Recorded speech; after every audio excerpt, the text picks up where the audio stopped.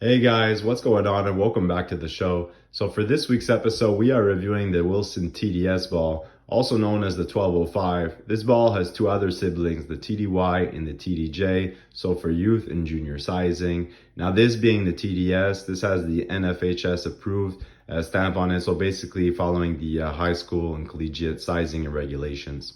So starting with the leather, Wilson is using the 899 leather on this ball, which is basically different from what you'll find on the Wilson Duke and the Wilson CFL ball. So basically this leather is a firmer leather, and the pebble texture on this are much deeper than your typical Wilson football. So I'm sure you're going to get this in the lighting here. There really is excellent depth of pebble on this ball. Has a great texture and feel to it, adds a huge amount of grip. And because it's firmer, basically the leather is a bit more durable. It does have a slightly more composite type of feel than your official pro balls do. But nonetheless, I mean, it's legit leather, has a great feel to it, and just a bit more durable actually. So that's actually an interesting point to this ball.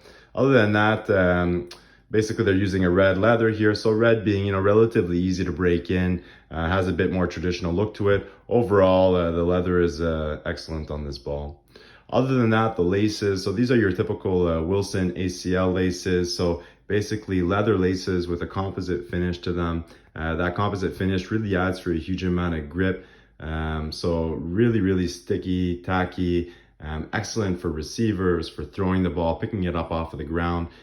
Basically these laces have a huge amount of grip to them. Other than that, you can see they have a pebble texture to them, which really look fantastic and also add for more grip. These laces are really impeccable.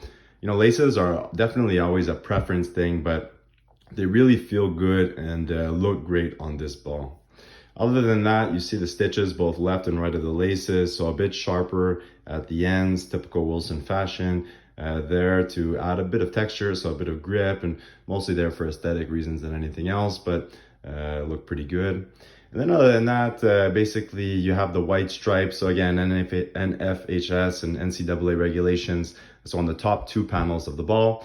Now these white stripes are painted on through heat transfer. They're really there more for visual purposes, so for tracking than anything else. Do a good job for receivers or picking it up off of the ground or kick punt returns. So for tracking purposes. Now, in terms of durability, they do wear down a bit. As you can see, the paint does crack a bit over time, but that's normal with painted on stripes.